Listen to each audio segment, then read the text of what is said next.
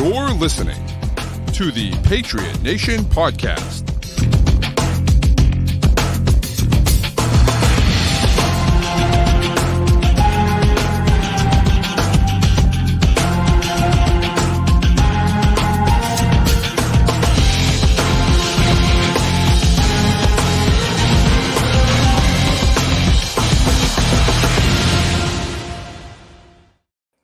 Hello and welcome to the Pats Nation Network. I'm Matt St. Jean. Once again, no Pat Lane with us as he's on this little summer vacation before training camp starts. But I'm here bringing you Patriots content, and joining me is Shawn Syed from Sumer Sports. How you doing, Shawn? Matt, I'm doing great. And, that intro video, it was pretty sweet. I think the last time I was on, I'm not sure if I remember that, but that really pumped me up to talk today. We're boosting the production quality over here. He was Shawn had covered the Vikings before. He was on before that Pats Vikings Thanksgiving game in 2022. That was, I will say that was one of Tyquan Thornton's better games in his career. I think one of the few notable games that he had. A lot has changed in New England since that one, Shawn. We're going to be talking about where the Patriots stand this year, thoughts on their offseason, thoughts on Drake May, Christian Gonzalez, the youth movement. And then getting into Shawn's article that he put up talking about the new kickoff coming to the NFL. We're going to get real nerdy with it, talking about what this means for the Patriots, for the league, what to expect.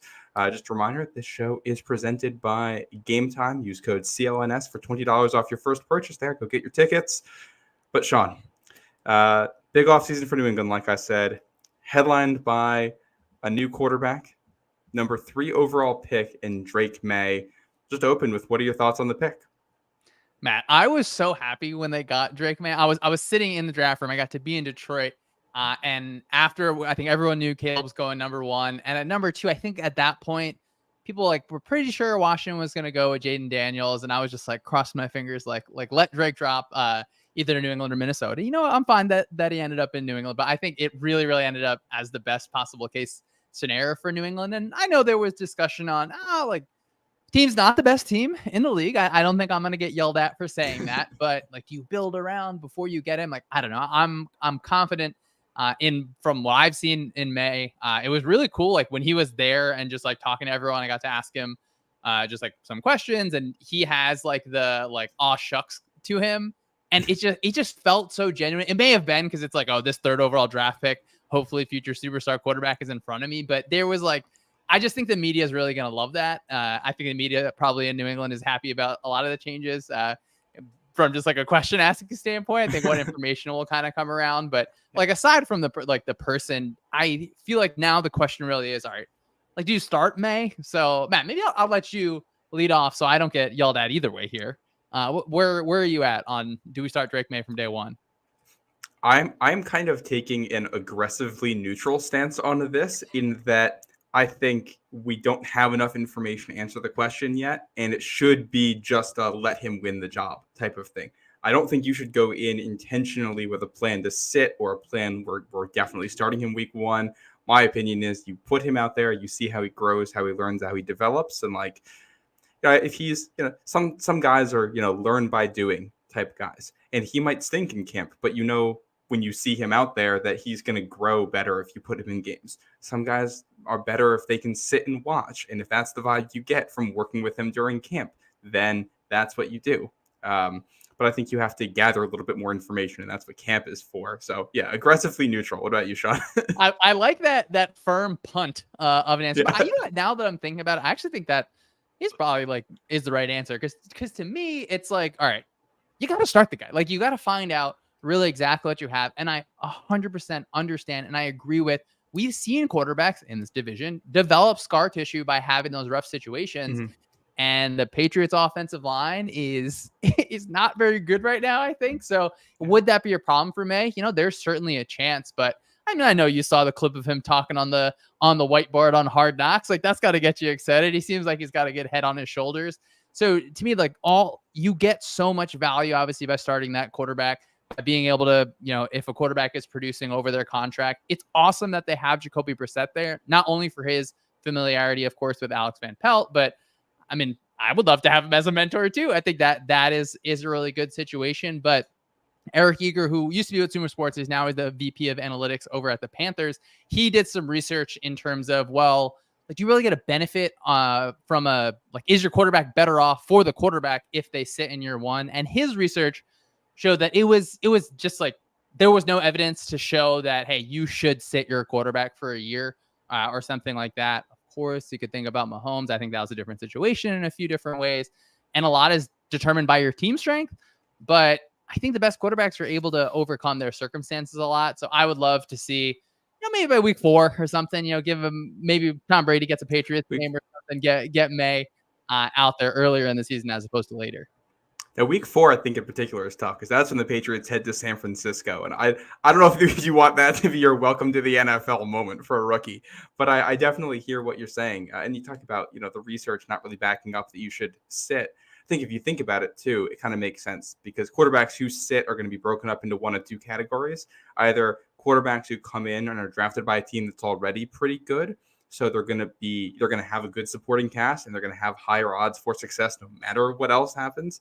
Or you're going to have a quarterback who's sitting because he isn't that good and he hasn't earned the job, in which case those guys usually are not going to perform well.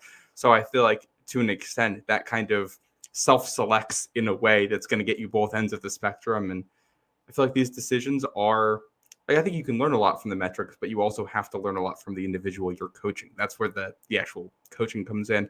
I won't punt on, I will give you an answer on the question, by the way, which is if I had to lean one way, I would play him. Personally, I looked at what he did in college with not a great situation, and I thought he still kept his head on his shoulders and played well, even when things broke down around him. And I say, if you can do that, you can do that at the NFL. So I would lean towards playing him week 1. You said giving him a couple of weeks. Is that kind of your preferred thing here? No, I want to start him week 1. I'm not going to pretend like the question I got to ask him, I was just like asking him kind of how he sees himself as a quarterback. And he just like exudes the big game hunter mentality that, I just love that. It's obviously it's a different style of quarterback, I think, now in New England than the last quarterback. But I want my quarterback to be throwing spears down the field. I obviously want that excitement. I think even in division, people give Josh Allen flack for, hey, you throw this kind of arm punt on 3rd and long, it ends up as an interception. You're going to get some of those. And I think I'm fine with that because you're going to be able to access just a higher ceiling by the type of quarterback that Drake May is. And I think that, this is like Alex Van Pelt's first time being an offensive coordinator in the league. I think first time being an offensive coordinator in his career. Sorry, I know in Cleveland he was under Stefanski as the offensive coordinator, but I don't think he was calling plays there. So no, he was. Yeah, in Cleveland he was the play designer, but not the play caller, which is I think a very. I don't know how that maps onto a future offensive coordinator job because in some ways you'd think the designing is the more important part, but play calling itself is so important. Yeah, and two different skills. And I think that, Van Pelt and May hopefully are able to grow together for multiple years where, this year they're going to face their lumps. Of course, you're going to face your lumps. Every team in the NFL is going to face that, but then you're able to, smooth things out. You get into year 2 in the same system. You give May that consistency where, you said May had a rough situation as last year. The year before that, he was, in I think a good situation. And hopefully if he's able to have that consistency with his offensive coordinator, now they're thinking alike, they're growing together, they're kind of speaking with one voice, and you got to figure out what May likes. And I think the way to do that is, you're able to see what he puts out on the field. So I'm super excited for all of, the preseason games sometimes aren't the most exciting. And even the film that comes out of them, we remember the Patriots game last year where CJ Stroud had an interception and everyone's like, oh, what's going to happen here? So a little bit less of that, but I just need reports to trickle in. Drake May looks awesome. Drake May has command of the offense. He's a leader in the locker room. Sizzle, sprinkle a little bit of those in, and that'll be enough to get me excited for September. I remember we've already had a little bit of that in that he during minicamp had I think a couple no look passes that were just all the beat writers were oh, we've never seen that before. These are guys that covered Tom Brady, and it's we've never seen that on these fields before. Guys pulling that off. So the sizzle is there. Some of those big plays are there. You did mention the offensive line in there. Not a great situation at the moment. Scott Peters coming over. This is going to be his first time as your offensive line coach. I don't know if you had any deeper thoughts on what the Patriots have going on there. Yeah, a problem. I think that's I'm not going to pretend to be as knowledgeable at the Patriots as you are, but yeah, I think your offensive line's a problem. And that is, is the core of so many things, and so many issues can spill over just in multiple ways, whether it's, hey, the runs that we want to execute, whether, maybe the Patriots offensive line is a little bit more physical and they're not used to that kind of like wide zone, outside zone system that Alex Van Pelt wants to bring in. And that I think Matt Patricia maybe tried. Sorry to bring that one up, but had to throw that out there. But if your offensive line, they're not fit for that. And then obviously that's like the one argument where I think, okay, if your offensive line is like so rough that it is like stopping any kind of offense from happening, then okay, yeah, let's maybe wait on May a little bit in that situation. But it may be that, next offseason it's patchwork in a different way. And, they have Drake May on that rookie contract, of course, for multiple years. So maybe they're able to use that and kind of build around. And then, maybe New England becomes a destination that that offensive linemen want to come to play in. Yeah.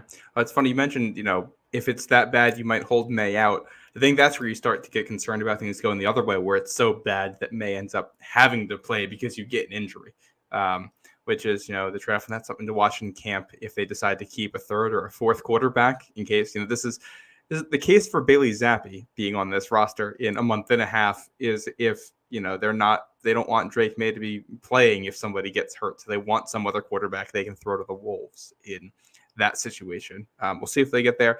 You mentioned the Matt Patricia thing. I remember back that offseason when it came out, they were trying to do outside zone. I think it was the Athletic podcast. They were on there talking about, like, it was just total confusion from the guys on there talking about how if you want to do outside zone, typically you need coaches that have like been in it for a long time because it's highly technical and like you really got to get into the finesse to teach it. And it was just this confusion. So didn't work then. Maybe with better coaching, it'll work this time. I don't know how much you've gotten into this, but I do know there's been a trend away from outside zone and back to some more power concepts, which we also saw in Cleveland last year. Outside zone was their primary, but I believe duo was their number 2 run concept, which is an interior gap scheme concept. I don't know if you have any thoughts on where the NFL is going there. Yeah, it's such a kind of pendulum swinging kind of back and forth, right? We get the Patriots a beautiful Super Bowl win over the Rams where, the Rams take over the league with this outside zone attack. We get this jet motion, and then the Patriots kind of do the awesome thing where they're like heavy up front with that 6-1, but you have 2 high safeties.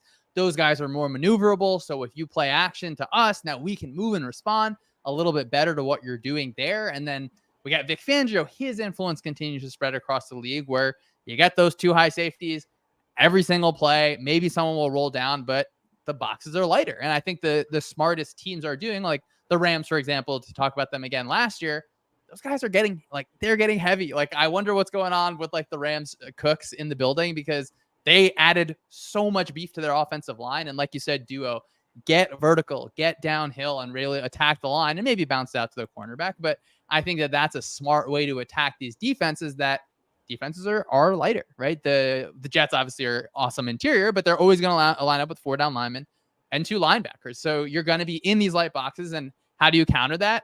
You run right at people. And if you're able to do it successfully, it makes a big difference. And the Rams versus the Ravens was a good example where the Ravens now, like every defense picks off of a defensive coordinator from the Ravens staff. And Sean McVay, I think, is probably looking at the Seahawks with Mike McDonald on his schedule. And maybe he's not as afraid as everyone else because they had so much success there where if the defense can't stop the run, then they have to bring in another body. And then that opens up the pass game. And so many things fall from that. So it'll be interesting to see, is Van Pelt taking those lessons from Stefanski and saying, we got to have those pullers, right? We got to be able to use guards that are able to pull into space and take advantage of linebackers that, now they're 10 pounds lighter than they were just a few years back.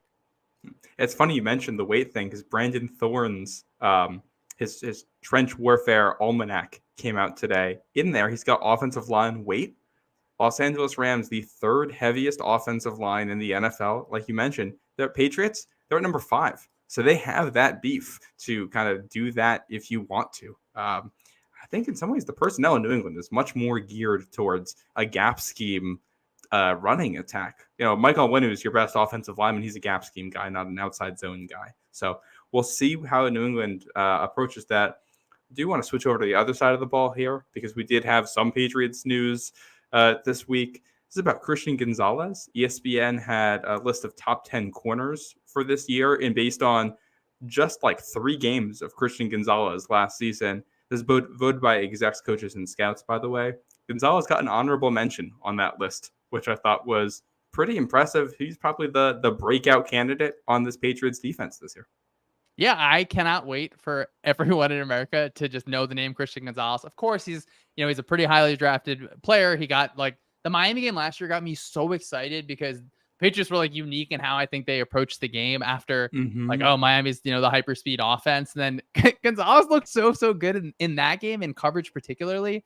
And that gives you flexibility on the front end. Now, hey, if we know that we can lock up the opponent's one of their best receivers, it just gives you flexibility in so many ways. So I really hope that Gonzalez is able to stay healthy, because I think in the small film that he showed, and of course then what he did at Oregon as well, he's got it. He's got the juice, and I think that should be really, really exciting for Patriots fans. And I think that, is he a defensive player of the year candidate? Maybe not, but I think that he absolutely has the ability to be a year in and year out on, for example, that ESPN list, where he should be a guy that's able to break that top 10. So, has his, of course, you get 4 games last year, has his production on the field shown that he's an honorable mention? Maybe not, but he was awesome in that Miami game. So I think that's something that it doesn't make sense not to be excited about him, obviously outside of health, but you hope that, he's had that whole season. He's been in the building. He's able to recover. Go ahead, get on the field and go make some plays. Well, and he's a guy who I think excelled in man coverage last year. But the play you think about when you think about him as a rookie is that interception against Miami, and that was zone coverage. I think that was some kind of inverted cover 2 they were playing or something along those lines. And he's back there doing a zone turn and finding the football in the air and high pointing it, which I think if there's one weakness in Gonzalez's game coming out of college, it was his ability in deep zones, sometimes his ability to kind of react to the football. So great play there. He's going to be tested early. Patriots get the Bengals week 1. So that's Jamar Chase and T. Higgins. Then you got the Seahawks. He's going to have to deal with DK Metcalf and those guys over there, which I think you think of that size matchup with Metcalf and Gonzalez. That's going to be very, very interesting. You got the Jets in week 3. It's going to be Garrett Wilson and Mike Williams there. And then week 4, it's the Niners with Brandon Ayuk and Deebo Samuel. And then week 5, you've got Miami with Tyreek Hill. And then week 6, you've got the Texans with Nico Collins and their guys. So I think you got a variety of body types at X receiver there that he's going to have to deal with. And we're going to learn pretty fast what he's got. Yeah, that is quite a stretch of receivers. It does feel like now in the NFL where every cornerback has it so rough because there are so many talented receivers. And of course, any team wants a number 1 star receiver, but it does feel like the league has moved even more towards that, where now defenses are just hey, you will not be able to throw the ball downfield on us. So you have to have someone that can really route someone up and create separation just in those situations. And I mean, Ayuk is such an interesting player. He's not going to end up in New England, I don't think, but that'll be fun to see him going. I assume he's going to be in San Francisco. Yeah. Do you think that's where he stays? Yeah. I think he'll probably stay. I think it's probably it's certainly in the Niners' best interest to keep him. Maybe. I'm not sure I would, if I was the Patriots, I'm not mortgaging the future for Ayuk. I think Ayuk is the number 1 receiver, a number 1 in the league. I'm not saying he's the best in the league, but to me, that's not really a question. So some of the earlier, would you have traded him for just the 1, the 17th pick? Yeah, I certainly would have, but I think San Francisco's smart to do what they can. And I don't think Ayuk has a whole lot of leverage there. So unfortunate situation. I think it makes sense. Ayuk's production wants to be paid like a real star like he is. I kind of think San Francisco is just going to end up keeping everybody this season and then unloading Deebo after the season and signing Ayuk. That's, I feel like, what makes the most sense if they can manage all the egos involved. Yeah, I mean, it doesn't matter what your ego is when there's a Super Bowl, right? I guess obviously you get the Patriots documentary where it seems like, ego and Super Bowl. Maybe they're winning isn't just the deodorant to everything, but I mean, how many times am I going to think before the season, all right, this is the last year the 49ers are going to do this? I'm saying it again this year. So I obviously just root for all teams to be good and successful and to be really fun and to have a lot of fun film to watch. But it really does feel like, it's kind of maybe the end of this run in San Francisco. And then in New England, to me, the more fun, or one of the more fun aspects of it is being on the rise. It's just nice. Will they win 7 or 8 games this year? Maybe not. But you think about the Bills, I feel like the rise for the Bills was so fun, and then coming up short year after year is so rough. So I know Patriots fans are used to having rings. They just got another one with the Celtics. Enjoy the come up a little bit. Yeah, it's definitely a different mood here in New England, and it's an odd feeling to be kind of a second rebuild already in the post-Brady era. We are going to get to the kickoff discussion, but before we do, obviously a big offseason, a lot of moving parts in New England. Anything that we didn't touch here where you have some thoughts or opinions on what happened? I think re-signing your players that you drafted and developed is a really nice thing. And I think that teams that aren't able to do that, it maybe isn't always reflective. Oh, we have like a bad infrastructure. But when you lose guys in free agency, or now you have to bring in another player in free agency to fill a spot, and that is almost always going to be like a quote overpay, just because it's obviously an open market and players are going to be able to command a decent amount of money when people are essentially bidding for their services. So, but I mean, good on the Patriots to be able to sign players that, you draft, you develop, keep the good players in house. And I feel like obviously the biggest move of the offseason is Mayo in a way. So I'm interested to see, him in that. I assume he's going to be in a CEO role. I assume he's not going to be running the defense. I assume he wants to have his hands kind of on a lot of things. So a lot of leads turned over in New England. Yeah, lots of change. And, one of the big changes in the NFL is the kickoff rule, which we will be getting to after this break. Word from our sponsor, and then we'll be right back. Nothing beats the sights and sounds at Fenway Park when the Sox take on the Yankees. From the smell of good Fenway Frank to the cheers of the crowd, there's no better way to spend a summer evening. And with Game Time, you can make sure you're there. Game Time is an authorized ticket marketplace of Major League Baseball, which makes getting tickets faster and easier. Prices on the Game Time app actually go down the closer it gets to the first pitch. With killer last-minute deals, all-in prices, views from your seat, and their lowest price guarantee, Game Time takes the guesswork out of buying MLB tickets. The Red Sox return to Fenway from the All-Star break in a few weeks to host the Yankees and Mariners, and using the Game Time app, you can quickly find the best value tickets for any game by looking for the blue check mark on the map. And with all-in pricing, the price you see is the price you pay, no hidden fees. Take the guesswork out of buying MLB tickets with Game Time. Download the Game Time app, create an account, and use code CLNS for $20 off your first purchase. Terms apply. Again, create an account and redeem code CLNS for $20 off. Download Game Time today. Last-minute tickets, lowest price, guaranteed. All right, we are back. Shawn, you are the author of an article titled The New NFL Kickoff, breaking down a season of XFL kickoffs to see what we should expect. That's on sumersports.com. Definitely go read it and check it out because there's great stuff in it. I think my first question is, are you mentally okay after sitting and watching 400 plus XFL kickoffs? Matt, I think I'm mentally, I feel good. I will say my eyes are quite strained, and I made sure to time it up where I can, put the article out on a Monday, my PTO hits, and then I can just go play college football 25 for a full week. So it felt like, if anything, this podcast is keeping me sane. So I am looking at screens right now, of course, but I'm not just looking at all of my players from Kennesaw State. I'm not looking at any XFL kickoffs right now, and I'm excited for the kickoff overall. I'm going to derail this for a second. Who's your dynasty in college football 25? Is it Kennesaw State? Yeah, I started with Kennesaw State because I'm pretty much the lowest overall team. I run like a go-go offense. So I got 2 running backs to a side, running the option every single play. Went undefeated. I made it to the national championship. Lost to Ohio State on the last play of the game. Just like an absolute heartbreaker for me to really grind that through. And then I immediately left to go be the OC at Vanderbilt. Figuring, let's get in the SEC. Let's really party with some of these guys. Man, that is something right there. I love leaving for Vanderbilt. That is not the move I expected to say. Yeah, some of my buddies were like, was that a downgrade for you? And I think, I want to get into those bigger stadiums. I don't know.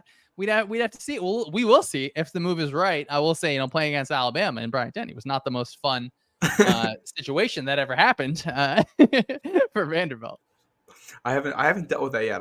I'm starting off easy. I was a Michigan fan. I'm just doing like a Michigan one on easy difficulty to figure out what's going on, and then I'm gonna jump into Tulane after that and see if I can, take them to some new heights. There you go. I mean, I just think you gotta be play the game however you want. If someone says to me, "Hey, I'm only gonna play as Georgia and I'm only gonna play against Georgia State," who cares? I'm more than happy for a person to do that. I don't like some of the gatekeeping that has been going on just around you got to start with the worst team. Now I am a start with the worst team. Let's play on Heisman I'm playing this game not for peace of mind or joy in any way. Like I need to be able to feel the heartbreak of that. Like, I mean, it still hurts me, the fact that me and the Kennesaw State Owls lost on that last play. That's one of those where you're tempted to shut off the Xbox, go to bed, and then hope it didn't save when you turn it back on in the morning. They got autosave, Matt. They're too good now. They don't let us do that anymore. This isn't like the old 360 with NCAA 14 where you can turn it off. I've done that a number of times on that game because that's just me and my Washington State Cougars dynasty. There we go. Yeah, no, I definitely needed a break, so I'm more than happy to be talking kickoffs instead of just. I mean, I'm scared for my Commodores, my guys at Vanderbilt. All right, well let's get into the kickoff so you can get back to coaching Vanderbilt once we're done here. The first question on this, Leo, what is different about the NFL kickoff this year? We've talked about it on our show, but I don't know if we've really gotten into the weeds about what these new rules are.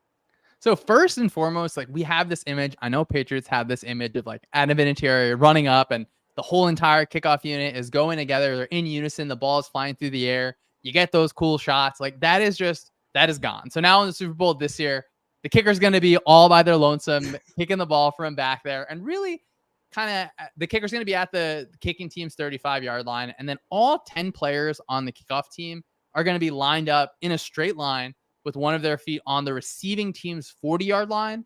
And then 5 yards across from them, at least 7 players are going to be on that line right there. This is the receiving team's 35-yard line. And then 9 players have to be in a total of a 5-yard range from the 35 to the 30. So really, basically, it's like you're going to have 2 straight lines kind of looking across from each other. The long run up from the kickoff team all the way down the field, that's gone. That is made a lot shorter. Some of the like visual excitement to start is not as cool. So some of the photographers may be less than pleased with that. But then there's like so many different like niche rules that I think it's going to take people just like 6, 7, 8 times watching the kickoff to happen. But I can tell you for sure that what's going to happen is there's going to be a lot more kick returns this year than last year. I think that was the NFL's main goal. Mm-hmm. You studied the XFL kickoff, which is not identical to what's going in the NFL. So what are the differences there? So the yard line is different. That's one thing. And then I actually think the biggest difference that actually I think should inform like the rest of all conversations about kickoffs is so there's something called the landing zone. It's from the goal line on the receiving team side to the 20-yard line on the receiving team side. And the ball has to bounce in that area, or there's all sorts of penalties. You kick the ball out of bounds, it gets pushed out to the 40. If you kick it straight to the end zone, now a touchback takes you to the 30. But in the XFL, the rule was the ball was live when a returner touched it, or if the ball was on the ground for 3 seconds in the landing zone. So you couldn't have a situation, for example, where if you kick the ball into the landing zone, it hits 10 yards in front of the returner. The kicking team all had to wait. Like they spent their whole entire lives chasing footballs and making tackles. They had to like be so patient. And that rule is not in the NFL rulebook this year, which to me is very surprising because the ball is going to be live the second it hits the landing zone. So to me, I hope that every single kicker across the league is practicing like a knuckleball kind of kick. I know Boston fans, they love the knuckleball. Like, can you kick a low line drive that, like, say, for example, like hits like the 18-yard line? Now we're talking about a ball that's a weird shape. It's bouncing in all different directions. The kickoff team can go chase it right away. Now the returner has to try and field the ball like they're fielding a ground ball, and they don't want to fumble it. If they muff it, that's a huge deal as well, while the kickoff team is chasing them. So it feels like that one specific rule change when the ball is live from the XFL to the NFL opens up just like a world of possibilities, and it feels like a world of problems for kick return teams. Yeah, that's the first thing I noticed looking at this. Like, clearly the most advantageous thing you can do is kick a ball that will land inside the 20 but not roll into the end zone. If you can reliably do that, then the kickoff team and the returning team is going to have some issues. Is that kind of, I mean, obviously that wasn't the XFL rule, but in situations, somewhat like that, did you see return teams having issues in the XFL? Well, yeah, as you said, the XFL didn't have, they like literally had a specific rule to stop that. The XFL spends all these years doing this research. They do it like in junior colleges across the country. And, they found specifically, hey, we can't have that. And so they specifically had that. So I think, this rule is is good for 1 year, I think at least, and then they'll decide if they want to renew it next year. I wouldn't be surprised if there's kind of a change in that specific way. And I just like, I've seen a video of an NFL kicker do it and it looks awesome from like a kickoff side. I think that these kickers who you can complain about your kicker missing field goals, obviously those guys are getting paid to make the biggest kicks in the biggest situations. But if you're able to do that, and I think they're going to be able to do that because these guys can really control football, or they can really get it to, in the trajectory and to bounce at least initially where it starts. And then all the fun really kind of happens. And I think that teams that just kick the ball straight through the end zone and just say, hey, we're not going to mess around with this. Maybe we don't get enough practice time. You can get the ball in the 30. That's just total surrender to me. And I really hope like no team does that, because I think the teams are going to be able to, the best ones at least, are going to be able to consistently have teams starting inside their own 20-yard line. And every yard that you push back on the start of your drive, it lowers the chances that points are going to happen for your team.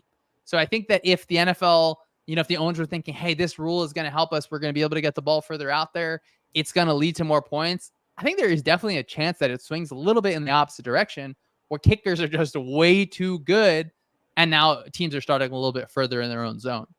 See, I think that's actually one of the more appealing aspects of this, is that because of that, you're going to get more volatility. And I think, one of the issues with the kickoff before, outside of the number of touchbacks, was just, it wasn't a high variance play at that point. And I think the new kickoff has more potential to be a high variance play, which is what will keep you, in your seat to watch what's going on. And I imagine that NFL owners will love the fact that more people will actually sit down for the kickoff, because it means they're in their seats when the commercial is playing, before and after. And Matt, I have to be in my seat for every single one. I just watched 407 of these from the XFL. I'm going to be seated. And I was thinking about it, though. That is, after a team scores, even before the extra point happens, that is just like prime time. Hey, I'm going to go. I need to fill up my water. I need to go to the bathroom. I need to obviously check my phone. And that's kind of gone, which is almost like, oh no, now you got to rush in between plays. But I agree with you. Like, it's like more people, I think, are going to be able to like earn NFL paychecks because of this, which that is an exciting thing to me, where you're going to see players with different skill sets fit into different positions on the coverage team and on the return team. So to feel like, hey, more players are going to get action. They're going to fill up the stat sheet in different ways. That is something that's encouraging. But on the other side of that, like I was surprised in the XFL, like there are some big hits. And I feel like that maybe something the NFL doesn't want. Maybe they do want it, but I think that I know the XFL, their injury data was like really positive. Like there weren't a ton of big impact injuries, but like the NFL is a car crash every single play. And those guys are going to be bigger and faster than the XFL guys. So I worry on that end. I obviously just hope everyone's able to stay healthy. And I think that's a reason why teams, I would be really surprised if like the Dolphins aren't going to put Tyreek Hill back there. Like it makes no sense. It doesn't even make sense to put Devon Achane back there in my mind, but you never know over there. We'll see what they do. We got, he may be on vacation, but the co-host of our show, Patrick Lane, is in the comments right now. He has a question for you here. We'll put it up on screen. He says, do you think the most successful returners will be classic returners like Marcus Jones in New England, or Jalen Reagor, who looks like he became the last person to return a kickoff for a touchdown in the old format, where he says, or a running back type player like a Malachi Corley. Where do you land for body types here for returners? I think that's a really good question. So to me, the skill set, even before body type, a player just has to be able to get vertical. In the XFL, whenever a player like reverse field, so in the way that I charted it, it was like, oh, are you going straight? Are you going left? Are you going right? And players that went straight average like 2 full yards more than in opposite directions. Because if you catch the ball on the right side and reverse field, those inside guys get through so quick. So where I obviously love like the Dante Hall, like human joystick kind of aspect of punt returns, for example, that skill set, of course you want that skill set, but to me, that's not the most important in the new kickoff, because once you make one guy miss, there's just like 3 other players that are right there that are able to get you. So I think I lean running back a little bit, because it feels like a running play. Like the way that the blocking schemes look, it looks like, a puller running power. Like that's how I think teams lined up in different ways. So it feels like that, that's going to be better, but I think it's going to like develop as a whole new skill set where we're not going to be able to say, hey, is this a receiver type? Is this a running back type? It's like, can this guy get vertical? Can this guy field the ball after we see knuckleball after knuckleball? And are they just able to make the decision quick enough that we're not going to let the players on the backside really be able to factor in there? Watching the clips you had in your article, I definitely got that vibe. And it feels like, if you're a third string, fourth string running back, and you've got, especially if you're like a passing back who has some speed, so you've got good hands, you can corral the ball, and you can get vertical quickly, and you're low to the ground. Like, that feels like the type of player who would excel here, which, he's not a running back, but Pat had mentioned Marcus Jones. That's what he's done. He's very shifty side to side, but he does have the straight line speed, and he can handle the football. So I wouldn't be surprised to see him be the one back there. While we're talking about the types of players you're going to have out there, I want to go over to the coverage side real quick.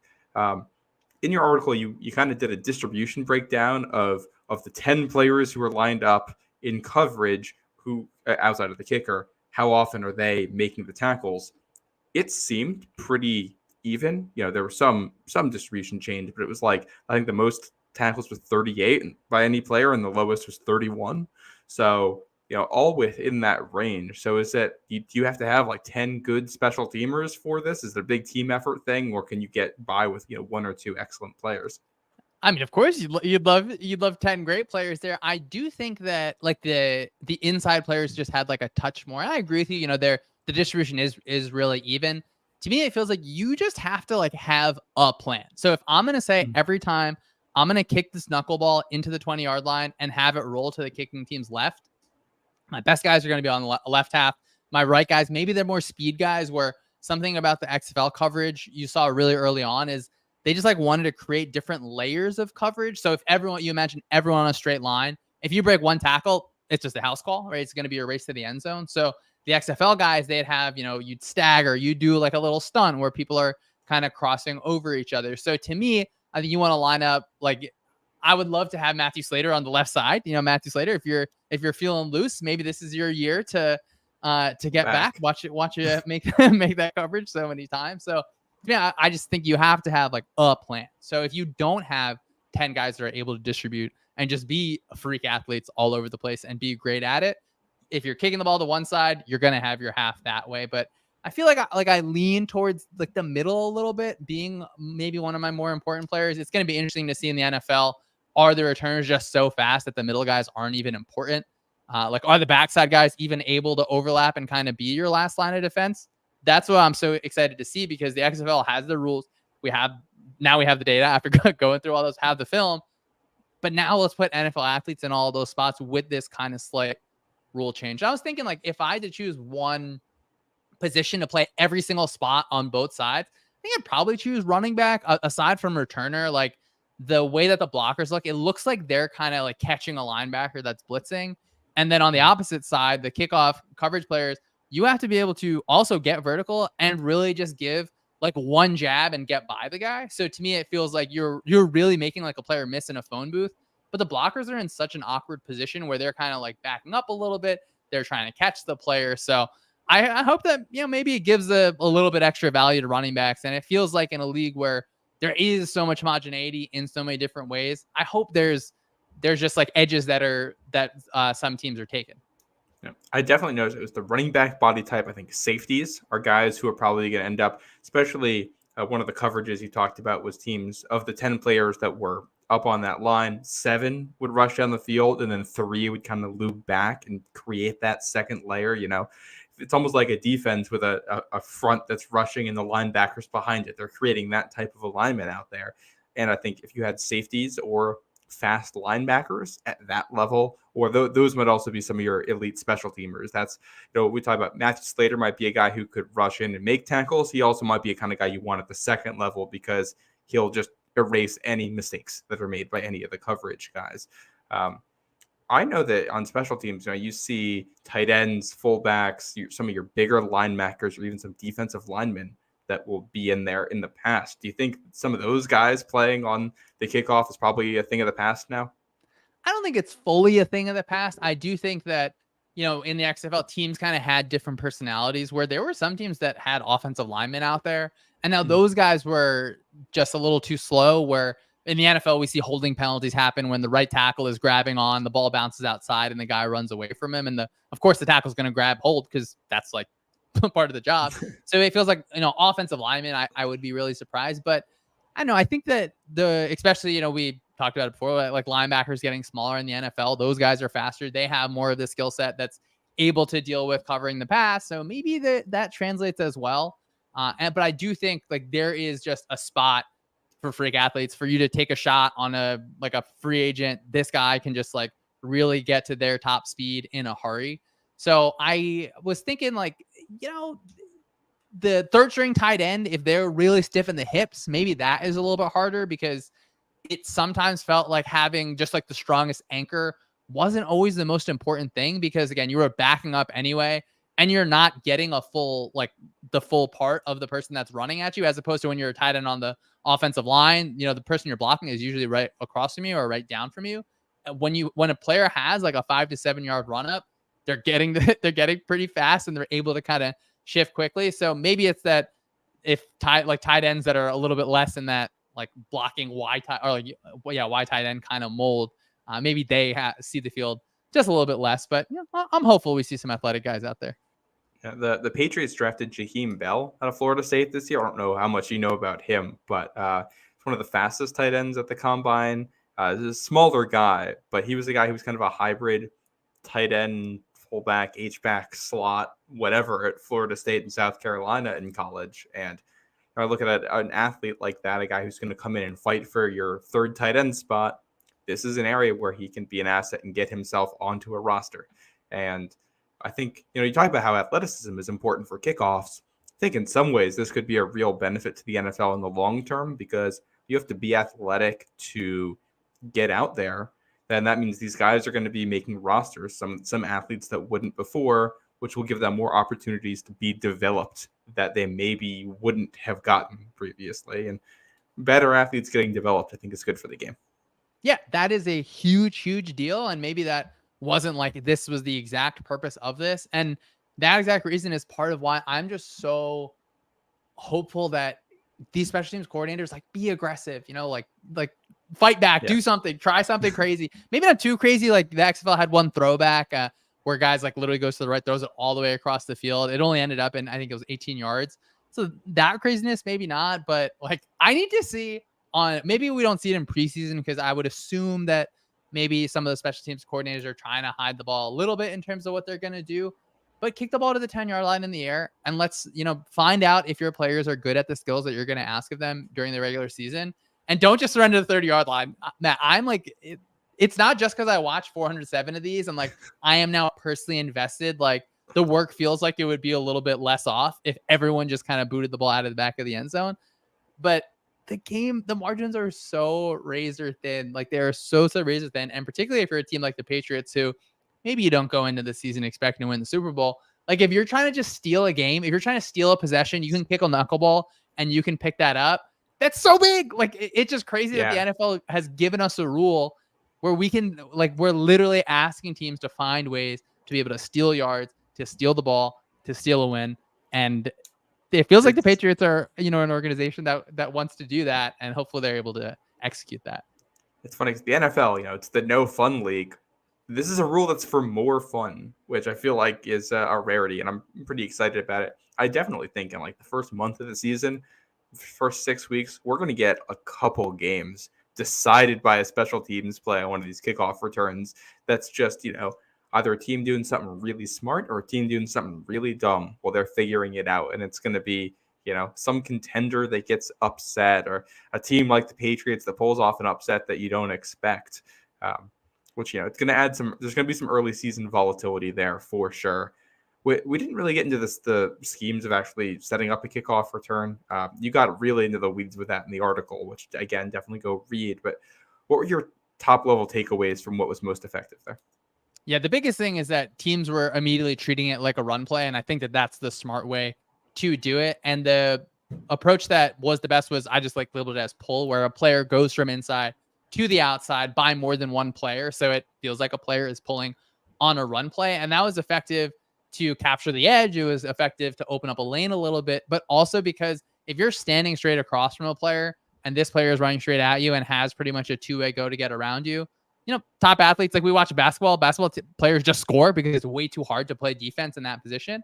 it's similar to that. So if you're able to change the angles in some way where now instead of the guy across from me, the player on my left is like cracking down immediately, like while I'm still full sprint, teams are able to have success a little bit on that. So I do wonder how much teams are going to use that. I've seen examples of teams doing it kind of in training camp, I guess in OTAs. And so teams are going to use it. Like they have to use it because it wouldn't make sense, I think, just to be fully vanilla and just kind of have I literally labeled it as none because it was players just turning around and blocking the person away from or straight across from them. So what kind of schematic creativity can you get? There is a lot that you can do. Like you have these different pieces, think about literally just like 10 pieces on a board. We can move them in different directions. And you can have like up to 10 players on the line on the receiving side, or you can only have 9. So now you have 2 returners. Maybe I use a returner as a lead blocker. Maybe I use a returner as an option threat. I mean, I don't think anyone's going to do that, but that would be super, super fun. If we're talking like a rugby play where the ball is going kind of everywhere. So there's more creativity. There should be more creativity in the NFL because 2 players are allowed to also be off that kind of quote restraining line on the return side. So that opens up angles a little bit more where you don't have to just be chasing someone full speed while they have a 5-yard head start. Yeah, that's, I think, going to be the big thing schematically is what do you do with the 10th man as a returner? Very curious to see. And, we're 3 weeks out from the first Patriots preseason game and I think less than 2 weeks from the Hall of Fame game now.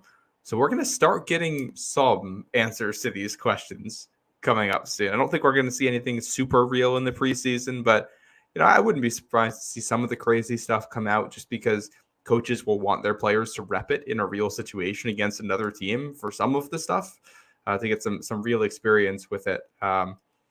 Yeah, I can't wait to see it. This is the most interesting like subplot in the NFL from a rules perspective. And I can't think of what else is like this where they've changed a rule like this. Like, I feel like you got to go back to like when they added the 2-point conversion. Like, yeah, I agree with you. It's like, we love this game so much. We love this game for so many years.